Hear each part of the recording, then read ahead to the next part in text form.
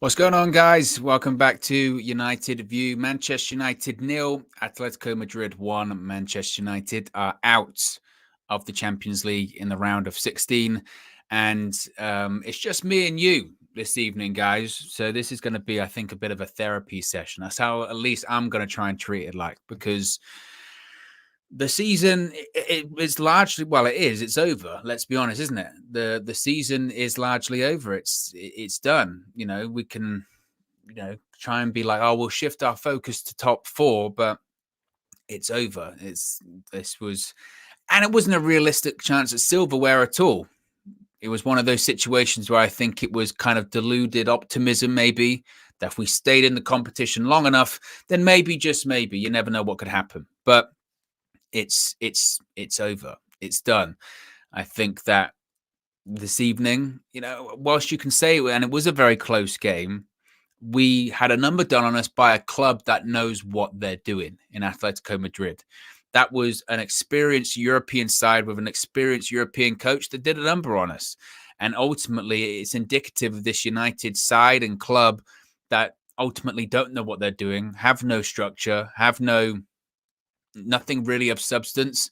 And it was just poor. It was really poor. And coming out of this evening, it has to be looked at as a situation where it's like, the rebuild has to start now, doesn't it? The rebuild has to start now, because if you might as well start planning towards next season, because there's nothing else left, is there? There's nothing else left. We'll keep pushing for top four in the Premier League and all that kind of stuff. We'll keep pushing for that, and you never know. Maybe Arsenal will slip up, but even if they slip up, that relies on us to win our games. That relies on us to win our games. And who knows if that is even going to happen, because we can't be trusted as a team, as a club, or anything like that. And a lot of these players need to go. Hypothetically, we're in a situation now where all of these coaches that we're being linked with, whether it's Ten Hag, whether it's Pochettino, they're all out of the Champions League. So maybe a decision can be made now. Maybe we can actually pursue things and rebuild things. And that's what we have to do, because we can't stay like this. We're in a never-ending cycle at Manchester United where things get catastrophically bad. We sack a manager, comes in, we get to second, and it's like, oh, we just need a little bit more, and then we'll get to it. And we get what we think is a little bit more, and it gets way, way, way worse. And that's the problem with Manchester United. And, we can talk about referees being poor. We can talk about all that kind of stuff. And it was, the guy in charge today, there are so many questionable decisions. It's ridiculous. But ultimately, Atletico Madrid did a number on us. I didn't think Atletico Madrid were particularly great either. I really didn't. I was seeing some of the analysis on BT Sport after the game before I was about to come live, and we were talking about it here. And I agree with them to the extent of, I felt like Atletico Madrid were there for the taking. I wasn't particularly impressed by their play or anything like that. I was more impressed by their ability to manipulate the game and manage the game and control the game from the point of they went 1-0 up, and then they did what Atletico Madrid does. And I'm not going to criticize them for that at all. If anything, it's almost a masterclass of how to take the sting out of a game, how to control a Champions League away tie when you go 1-0 up, is sit back, let your opponent have all the ball, try and see if they can break you down. And when you go down, keep going down, keep doing cynical fouls. The issue it then becomes the referee has to manage the game better. The referee has to say to the players, no, get up. The referee has to say to the players, stop time wasting. The referee has to say, that's a booking, but he did none of that. And Atletico Madrid just completely schooled us in every facet of the game, completely schooled us. But I did think they were there for the taking. I did. But we didn't do it. We lacked quality in the final third. I mean, we threatened on occasion, whether it's Alanga in the first half, or Oblak making a good save, whether it's Varane with their header in the second half, or Sancho with a volley. But ultimately, as a fan watching the game, it was more hope than expectation that we would get a goal, really, wasn't it? There was more expectation that maybe we might get lucky. Maybe we might get something. And we go out of the Champions League because we're not good enough. We definitely weren't good enough in the first leg. We got lucky. And in the away tie, they schooled us. Absolutely schooled us. That was an experienced European side going up against a bunch of naive players who were, as a collective, not good enough. They just weren't. And it's incredibly disappointing. Incredibly disappointing. We'll have a look at your comments. We'll get them up on the screen as always.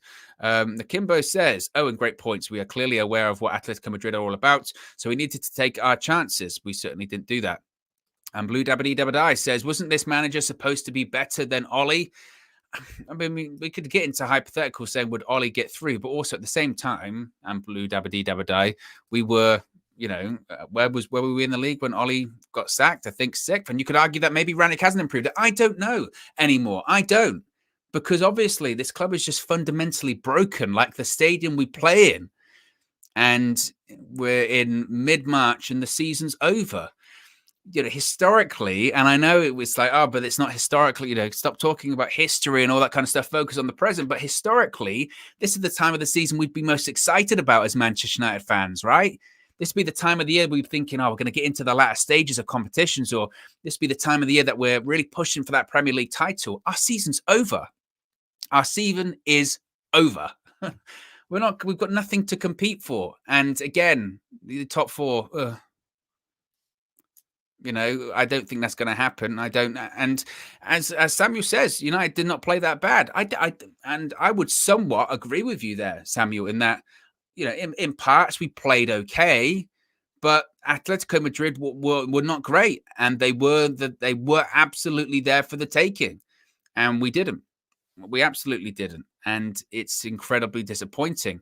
We'll get into all of the players as always. We'll get into some of the big moments. We'll get into some of the quotes as they come out from Ralf Rangnick. I just saw on my screen there to my left here that David De Gea was doing an interview with BT Sport. So we'll see what he says as well. We'll get into the goal first that Atletico Madrid scored. And again, it was really disappointing, but you felt like, I was saying this to KG at halftime during the match view, that defense just looked so shaky. All the time, so shaky. Harry Maguire,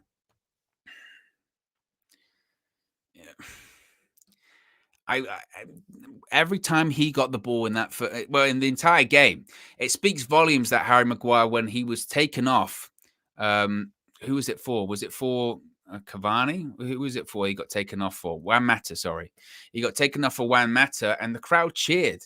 He's the captain.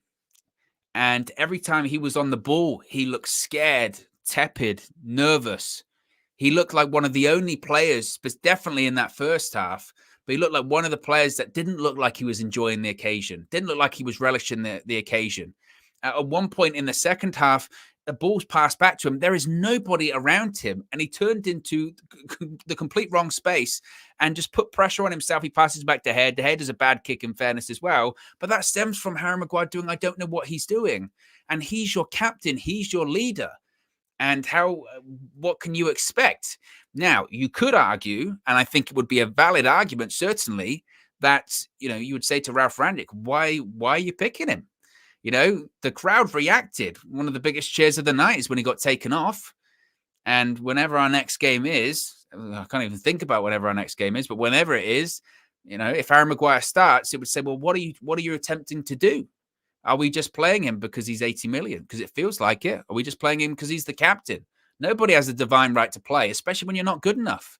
And it would appear that he's not good enough. And I don't think, it would take, anyone, a genius, to figure that out. And it's very, very frustrating. Cristiano Ronaldo, coming off of the weekend, coming off of his hat-trick against Tottenham, there was a lot of hope that Ronaldo, he was back, right? He was peaking. He was peaking at the right time, and he has got this great record against Atletico. And to be honest, I don't think you can blame him that much this evening. He just did not have a sniff. I can't recall, did Ronaldo even test Oblak? Did Ronaldo make Oblak have to make a save? I think after Varane's header, he tried like a scissors kick. That might have been the only time that Oblak had to make a save from him. He didn't get anywhere near. And to be honest, I probably wouldn't blame him for that, because I didn't feel like a lot was really created for him this evening. Nothing really of substance.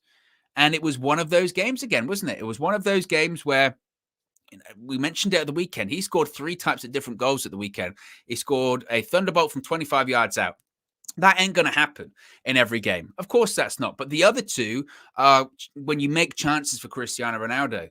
One's Jadon Sancho getting in behind, cuts it back, Ronaldo tapping. The other's a corner, good delivery, Ronaldo jumps up. He didn't get anything like that.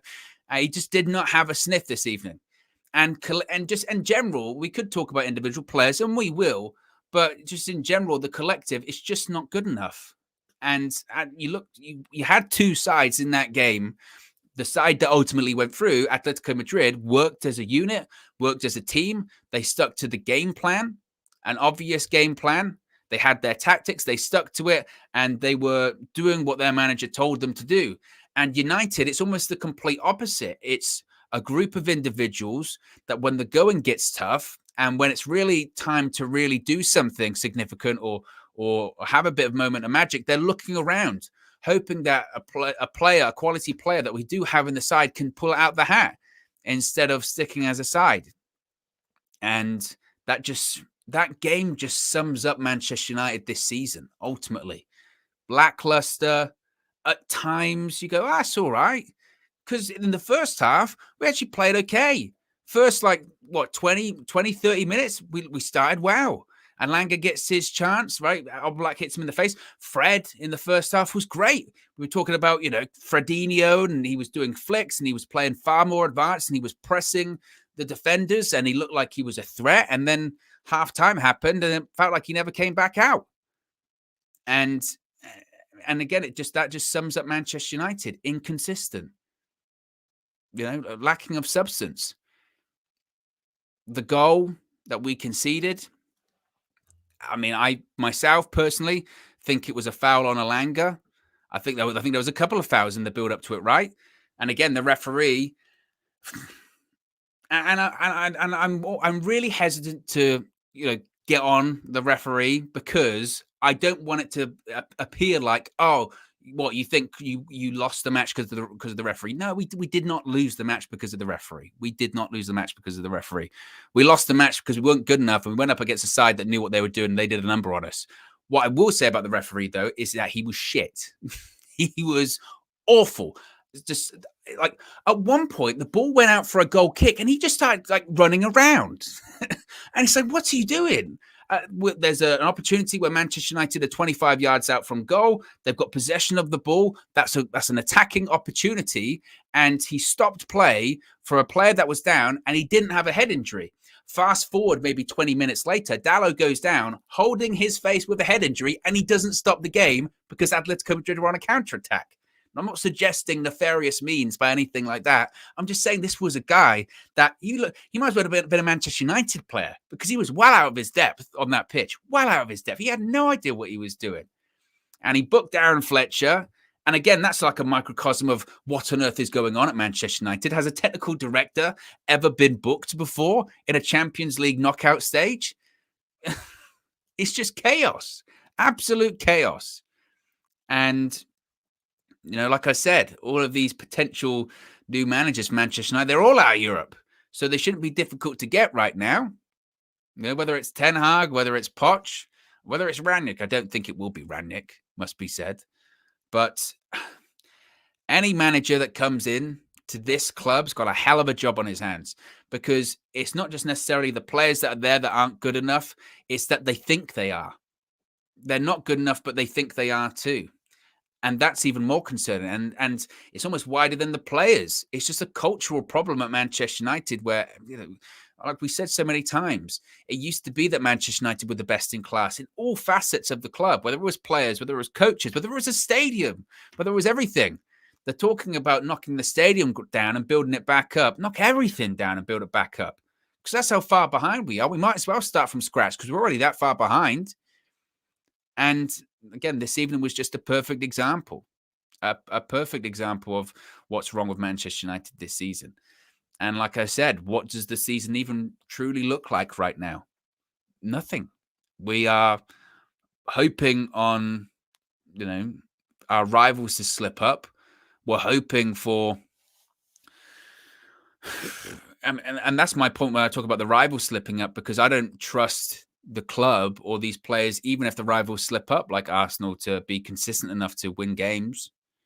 When the going gets tough and the pressure's on, we don't deliver. Tonight was a great example of it because and it's almost worrying, because you think, like, if we had gone through, and we'll find out who Atletico Madrid are going to face in the next round in the coming days, but if we had gone through, can you imagine what would happen if we went up against, an elite club? If we went up against an English side, whether it be Man City or Liverpool over 2 legs, can you imagine what would happen with that? The embarrassment. At least we can kind of go out tonight with some sort of frustration, let alone just be embarrassed, just being absolutely embarrassed. And as I mentioned, when I say, what does this season even look like now? I don't know. I don't know what this season looked like. It's just more uncertainty when it comes to Manchester United. We talk about having a huge summer, but we've got a huge, 6 months, because the work should start now. We hear all these reports, don't we? And we hear all these quotes from Richard Arnold and John Murtough and even Darren Fletcher and all of these people in the club. We're doing an extensive search. We're looking at these managers. We've got a short list.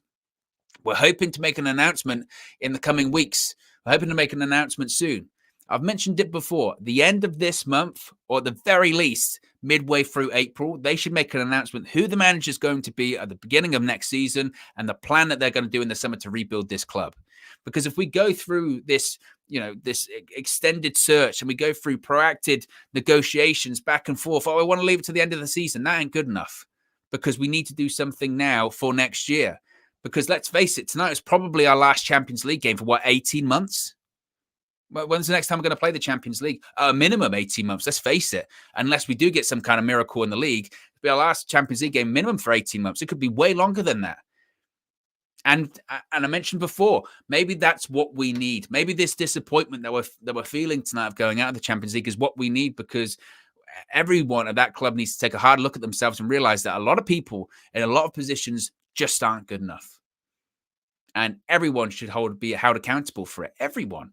Players, coaches, board members, directors, owners, everyone should be held accountable that they're not just good enough. Super chat from Giovanni says, "Hey yo, what a frustrating game." Yes, hey yo, Giovanni. Shout out to Scott Hall. Rest in peace. One of my favorites, Razor Ramon, the bad guy. Horrible news about his passing yesterday. Incredibly sad. But what do we all think? What do we all think about Manchester United's future now? What do we think about what this season looks like? What do we think about what next season looks like? We're going to be playing Europa League football. We're even going to be doing that. You're playing Europa Conference League football. What does the future look like for Manchester United? As I mentioned, it's just more uncertainty. And, let's face it, if we had gone through tonight, that uncertainty would still be there. That uncertainty wouldn't have changed. We're a club that's just... we're not a sleeping giant that's in a coma at this point, and nobody really knows how to wake it up. We've had people come in, try to, and nobody knows how to do it. David T says, with the super chat, appreciate the contribution. "I am heartbroken. I put so much of my mental health into this club. Tears began to flow at the final whistle. I am 26. A trophy next season won't fix this." Well, David, it's difficult, obviously. I hope you're all right. It's a lot of people, are very disappointed, obviously. But keep your head up, keep your chin up. You got the community around you. You've got the Manchester United fan base around you. You've got the United View community around you to pick up your spirits in what is a really disappointing time for Manchester United, obviously. Let's have a look at some of the stats. Let's get some of the stats. Actually, we'll go to De Gea's comments first. As I mentioned, David De Gea did speak to BT Sport. This is what he said, quote, "We are really disappointed with the results. It is really difficult to describe how we feel with words at the moment. We did not enough in both games to win this."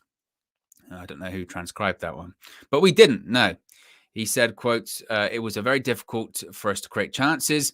This is football. This is the Champions League. And now we are out of one of the most important competitions. So we are really sad.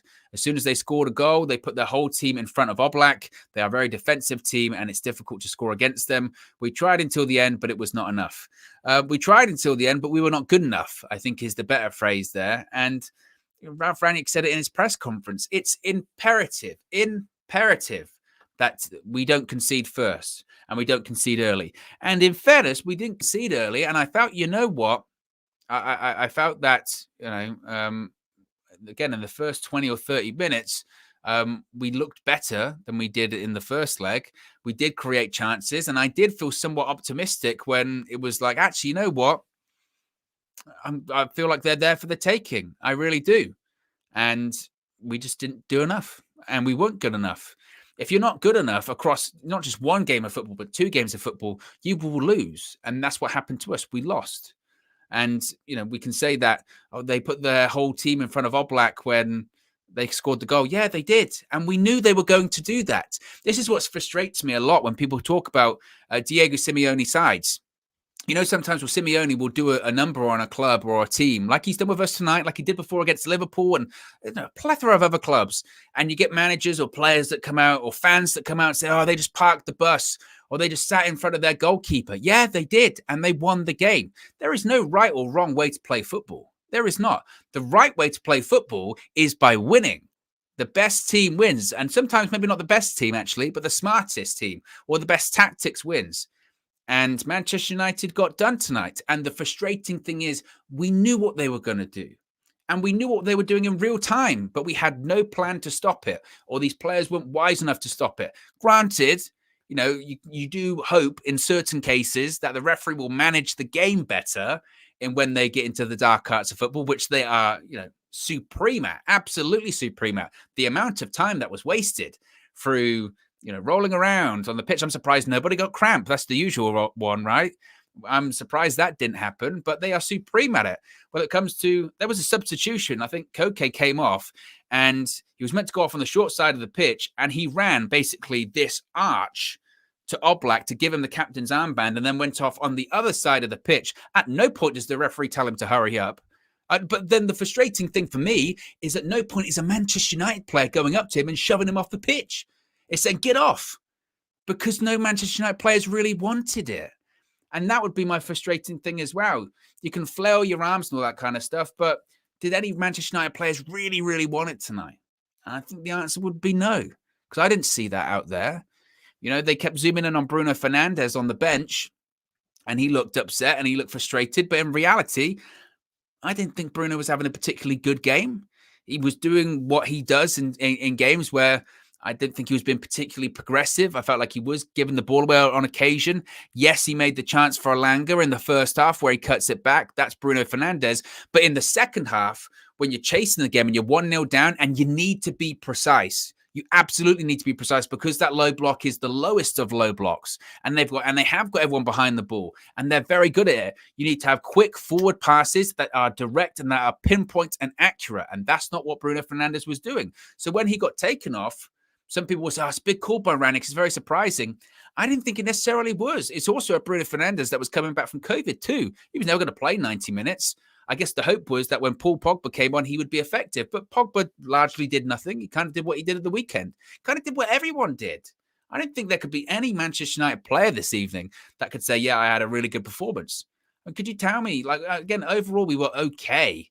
But is there any Manchester United player that you could say, actually, they can hold their heads up high tonight? I think every player would be like, actually, I should have been better. Jadon Sancho was largely silent.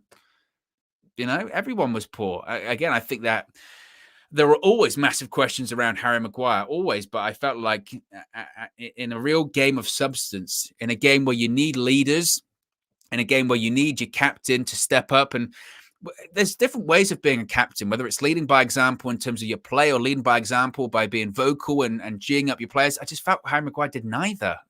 Absolute neither. And it was absolutely damning that when he got taken off for Juan Mata, again, was one of the bigger reactions from the stadium. And I just can't see a future in which Harry Maguire is the captain of Manchester United next season. And at this point, to be honest, and I doubt Harry Maguire would do this himself, but if I was Harry Maguire, I would be I would be embarrassed because I know he must know that he's not playing well. And I don't mean it. And I'm always respectful whenever I do any analysis or criticism because I don't think it's right to step over the line and insult people. But you have to call a spade a spade. He's not playing well. He's definitely not of the caliber to be the Manchester United captain. And there's huge question whether he's caliber to be a Manchester United player at all. In nights like tonight, European nights, especially when a team is, making it difficult for you, and especially when you need to have a bit of unity, and you need something special. You need your captain to step up. And he couldn't. He looked nervous. He looked shaky. He looked like the occasion was too big for him. And he wasn't alone. The issue is that he has the armband. And it's just a massive problem for United. Zayn Miasi's in with the super stickers. I can't see specifically what's on them, thank God. The problem is, Zayn, is like usually, of course, I would come back at you. I would be, I would try and say something humorous or witty or whatever, but I can't even go back to an Arsenal fan at the moment, which is great. Which is great. Let's have a look at some of the other comments that De Gea said. It's a difficult situation. We have to keep fighting. I feel very sad, but we were not good enough. No shit. Couple of stats as well. Manchester United have been eliminated from 6 of their last 8 Champions League knockout stage ties, having won 13 of their previous 16 such ties in the competition. We have some comments from Ralph Rangnick as well, which we'll speak about now. Saying, quote, we dominated the first half. We played exactly the way we wanted. Be always on the front foot to keep the game in their half being aggressive. Could have scored 1 goal for sure when we hit the crossbar. Had another 1 or 2 good moments, but in the end, unfortunately, we couldn't convert the energy into scoring 1 or 2 goals. As I said, it was about who scores the first goal. If you concede first against them, Atletico at home, we know they're almost the masters of destruction. I mean, this is the kind of the frustration, isn't it? Is that we knew what Atletico were going to do. Certainly, we knew what Atletico were going to do, but we didn't manage that at all. And I don't even know really what to say, because it's already all been said about Manchester United at this point. It's already been said that this club isn't good enough. And it's incredibly frustrating. Megaloman says Ronaldo is part of the problem. I disagree. I really disagree. I don't think you can. As I said before, Cristiano Ronaldo scored a hat-trick at the weekend, and we're waxing lyrical because even at 37 years of age, he still has absolute magic in him. He didn't get a sniff tonight, but not at a lot of players. And you couldn't blame Cristiano Ronaldo for going out of the Champions League. The reason we were even in a knockout tie this season is because of Cristiano Ronaldo. We wouldn't even got out of the group stages if it wasn't for Cristiano Ronaldo. So I'm remiss to blame Cristiano Ronaldo. There are a lot of players you can, like I said, look at tonight that didn't play well, but the blame has to go on the collective. The blame has to go on the entire group, and the blame has to go on the entire squad of players that the entire season have not been good enough. That's it. They haven't been good enough, and they're not good enough. And whatever manager does come in next to Manchester United, whether it's Pochettino, whether it's Erik ten Hag, has a massive job on their hands, because it's not just a case either of bringing in players.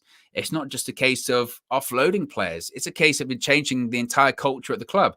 We're getting to a point now where the last trophy we won was the Europa League in 2017, and you've got players in there that aren't used to winning things at Manchester United. Granted, they may have won things in other places, whether it's Ronaldo, whether it's Varane, whether it's Pogba with the World Cup. But you've also got a group of players that it's very obvious don't want to be there.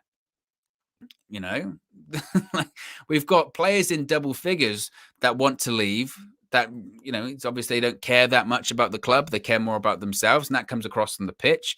You've got people on the board that care most about money, making profits, as opposed to, actually having success on the pitch. And it all just leads into what we see today, which is just really poor. The Flying Dutchman says, Owen, what do you think of Benfica eliminating Ajax? It was certainly surprising. I don't think it necessarily changes people's perspective on Erik ten Hag, I would say. I don't think that, there might be some United fans that look at it and go, why would we get Erik ten Hag now? But I wouldn't judge a manager on one game or anything like that. I think it just, it's like anything. It's like what I've been saying with Pochettino and Erik ten Hag. They're very similar in terms of what they've achieved and what they haven't achieved. Both gone out in the Champions League round when they were in favourable positions. But again, if you want to look at things from a positive perspective, there's no excuse for Manchester United not to get this deal done for whoever the next coach is going to be right now. I said, for me, the ideal situation when it comes to the managerial appointment is that there would be an announcement that comes out in either late March, early April, that sets the tone for next year. Because other clubs that are better prepared, that have better planning, they get that kind of stuff right. Whether it was when City brought in Pep Guardiola in 2016. When did they even announce that? It was like in February or March of 2016. At the end of the season, Pellegrini's leaving and Pep Guardiola's coming in. That's it. And that should be the situation. We know Ralph is going to be leaving at the end of the season. So get that situation now. I don't want to get to the last day of the season going, Ralph, it's been great to have you as an interim manager. Do you know who your replacement is? No. That's a problem. That is a problem. It should be Ralph's final game at the end of the season. Where United are, they are. Definitely not in the top four, seemingly. Out of every competition. And it should be, thanks, but now we have the permanent guy. You can go into the consultancy position because, let's face it, Ralph is far more effective off the pitch than he is on the touchline. That's where he's going to be his biggest value, is trying to help this club make influence these decision makers on football decisions, having a football guy influencing these football decisions. That's the situation. Sam says mentality dwarves, referring to, I guess, the players. King of the Indies says our manager won't be announced until June, Owen, and that's my concern. That's my concern, is that we're going to be stuck in this purgatory until the end of the season, and we've been stuck in purgatory for a long time, Manchester United, and it's going to be incredibly frustrating. We'll see if we've got some other comments here, and then we'll get onto some match stats before we wrap it up. I can see a lot of people very angry and frustrated, and I don't blame them, obviously. Runddix says, regarding the referee, a quote, I also think the referee fell for most of those time-wasting antics. I can't remember the game in the second half for more than 2 or 3 minutes without being interrupted. We had 1 or 2 moments after set pieces, a good chance when Jadon could have scored at the far post, but in the end, it was difficult in the second half. He continues saying, quote, we now have a very unusual during the season 2 and 2.5 weeks without a regular game. We will have 85% of the whole squad on international duty, and then 1 week in order to prepare for the Leicester game. I don't even think, I know preparation time does matter, but we've seen this squad with 4 weeks of preparation time, and it hasn't made a lick of difference, to be honest. And I don't think, international breaks. I don't think full training sessions. It would have been interesting to see Ralph over a pre-season, but he's not going to be Manchester United's manager, and I don't think nor should he be. He continues saying, quotes, we have 9 games to play if we want to finish 4th. We have to win most of the 9 games to be realistic, maybe 7 out of those 9 games, which is not an easy thing to do, but it's our job to finish the season on the best and highest possible note. And of course, what's Ralph going to say there? He's going to, continue to say, well, we can get top 4, mathematically, it's not impossible.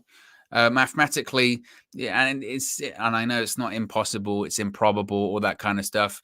But even there, he says it. We have 9 games to play. If we want to finish 4th, we have to win 7 out of them. Manchester United's form all season has not been winning 7 games out of 9, and that's why I've said several times. Even if we saw Arsenal collapse, I don't trust this side. Are you kidding me? To pick up 7 wins out of 9, especially in some of the big games we have left. And like I said, I'm kind of lost for words, because what more needs to be said at this point, right? What more needs to be said? Apart from this Manchester United side aren't good enough. Here's a crazy stat as well. So the Red Devils, Manchester United, have not won a single Champions League knockout match at Old Trafford since 2014 under David Moyes. That includes, of course, losing to Sevilla in 2018 under Jose Mourinho 2-1, losing against PSG in 2019, losing to Barcelona in 2019, and losing to Atletico Madrid in 2022. Ray Diaz says, deflating loss. I thought United had the ball a lot and took a lot of chances. Chelsea says, miracles we are praying for. And it's just incredibly disappointing. Like I said, I don't really know what more to say. Let's go through some of the players. I'll get the lineup again. This is the disappointing thing to break down. Our players are miles off it, man, and need a full reset. Do not care who leaves. I think we also have to talk about Marcus Rashford. Marcus Rashford came on and did nothing of substance. Again, I really don't know. I can't explain what is going on with him at the moment. He is so far off it, and looks devoid of any confidence. I remember coming into this season, this was meant to be the season that really Rashford, exploded in terms of it was the first season in a long time that he was going to be healthy, didn't have the shoulder injury, didn't have the ankle injury, didn't have whatever. And it almost feels like now he's got all of these injuries out. There's no excuses left for his poor form. And he came on and he was absolutely shocking. Awful. Absolutely awful. And again, so were a lot of players today. As I mentioned, I mean, it speaks volumes, doesn't it? When it's 2022 and we're bringing on Juan Mata to hopefully try and save the game because he might have an intricate pass or he might have a little bit of moment of genius. I saw a stat, I think it was Culture Cams put it on Twitter saying it's 2022 and you're bringing on Juan Mata, and between the time that he was purchased and now we've spent £1 billion and we're still looking for Juan Mata to maybe open the door a little bit. It speaks volumes. And I guess the concern also would be that, as I mentioned, this will probably be our last Champions League game in about 18 months. That's assuming that we even qualify in the top 4 next season. But who knows if that's going to happen? The next manager that comes in, we don't know if they can work miracles. Ralph Rangnick came in. He obviously can't work miracles. And we don't know what the situation is going to look like in the summer. It might be a case of, we're having to do a massive rebuild that takes place over 2 or 3 years. And it's yet another rebuild because every time we try and build something, the people that are doing it are obviously incapable of doing it properly. And it's incredibly sad. Justin Steele says we'll never see the Champions League again. I don't think we'll never see it again. My concern is that we don't see it for a while. I don't. Ray Diaz says, now that Ten Hag is also out of the Champions League, we should get him. Well, like I said, hopefully with Ajax going out of the Champions League and, for that matter, Pochettino being out of the Champions League as well, that obviously the two targets, Manchester United have no excuse not to go after them. No excuse whatsoever. Meglaman says, why blame all the players? I thought you guys said the players are good enough. It's all about the manager. Well, I'm not sure if that's what I said, Megloman, or any people said. I think a lot of people have said recently the players aren't good enough. Isn't that the general conclusion? That we've had these managers come and go, but the players remain and we're still not good enough. It's very obvious what the issue is there. But as I mentioned, it's everything at Manchester United that isn't good enough. It's not just the managers or the coaches or the backroom staff. It's not just the players. It's everyone. It's the board. It's the people in charge of making football decisions. They're all not good enough. It's, technical directors. It's directors of football. All of these people involved obviously aren't good enough. As I said earlier on, best in class. We always say that. Best in class Manchester United. We haven't got best in class players. We haven't got best in class coaches. We haven't got best in class executives. We haven't got best in class board. We haven't got best in class stadium. And obviously, we need to rebuild from scratch. My concern is that when you rebuild from scratch, you tend to go through a period where it gets worse than it already is now. And are we willing to take that? I guess it doesn't matter because we've got to. we've got to take that. Usaletti says Ronaldo will go. I think it's a possibility that he will if we're not in the Champions League, and it looks like we won't be. I wouldn't be surprised if Cristiano Ronaldo says, you know what, I'll probably play till I'm about 40, maybe. He's got 3 years left, and he might want to go elsewhere. And I wouldn't blame him. And I think, as I mentioned before, for all parties involved, it might be the best thing. You know, especially if you're not in the Champions League and you're thinking about wages too. It might be the best thing. We had hoped that Cristiano Ronaldo was coming into a side that finished second last season and that he would just be the little bit of gold dust enough to maybe get us into competing for a title. And it's gone completely the other way. And that's the problem. It's just gone completely wrong. And like everyone keeps saying, I think there needs to be a total reset and just burn it down and build it back up. And that's going to take time, unfortunately. The concern is that can you trust these people that are meant to be building Manchester United back up? I don't know if you can. And that's the frustrating thing. As I mentioned, where do we go from now? As Ralph Rangnick said, we don't have a game for 2 weeks or something like that. The next game's on the 2nd of April. So it's the 15th of March now. So we've got 2 and a bit weeks till we have a game. And you know what that means? That also means that between now and then, the inquest is just going to massively continue. We've got 2.5 weeks to digest this shit.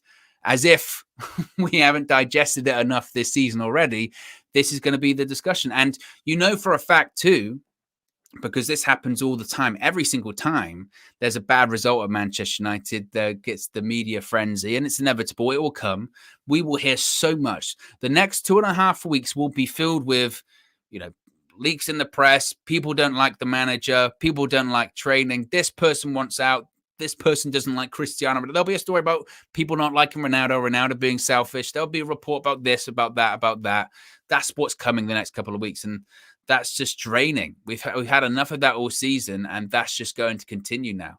And the scrutiny needs to be on everyone involved. In reality, what it should be is these people in charge of Manchester United should go, right, we've got 2.5 weeks now of an international break, which would be the perfect time to really nail down whoever this next manager is going to be, get this deal done in this period of time. But do I have any faith that would happen? No, let's be honest, no. There are contracts that need to be sorted out. There are players that need to be leaved. All of this should be figured out over the course of the next few weeks. Do I have any faith that it will happen? Not really. And this is the problem. King of the Indies says time isn't the issue, competence is. I would agree with that, certainly. PVLS says, I feel like we're expecting Bruno to stick around as well. If he takes off and we don't make changes now, we are truly done for. Well, of course, Bruno is looking for a new contract. He's in negotiations for a new contract. I think also when it comes to Paul Pogba, I mean, we kind of knew he was going to go anyway, but I think any chance of him staying is probably gone, because we're not going to be in the Champions League. I mean, I know they keep saying, well, it depends who the new manager is going to be. It depends who the new coach is going to be, all that kind of stuff. But we don't have Champions League football next season. Ian says, Owen, this club won't get a manager during the international break. I mean, like I said, I don't know if they'll do an announcement, but I said it should be. This should be the period of time which they go, right, football operations around the club are quieter than they would be in terms of a Premier League season. Other clubs as well will be on international breaks too, like PSG and Ajax. Now would be the time to really nail that deal down. I'm not saying make an announcement, but I'm saying make significant progress. But it's probably not going to happen. Let's be honest, it's probably not going to happen. Anyway, guys, I mean, Ed T says the manager situation will be dealt with until June 30th. And that would be my concern, because then we're already playing catch up on a situation that is going to take way longer to catch up on. Anyway, guys, look, I'm going to wrap it up there, because what more needs to be said about Manchester United apart from we're just incredibly poor? As Steffi Jenks says, be sure to smash a like on the like button. Be sure to subscribe, bottom right-hand corner. Road to 100K. Who'd be a Manchester United fan, eh? But we got to stick together and hope. That's all we've got now for the rest of the season. We're not competing for trophies. We're not competing for silverware. We're not competing really for anything. We're just competing for hope. And who knows what could happen in the future. Anyway, guys, I'm out of here. Peace.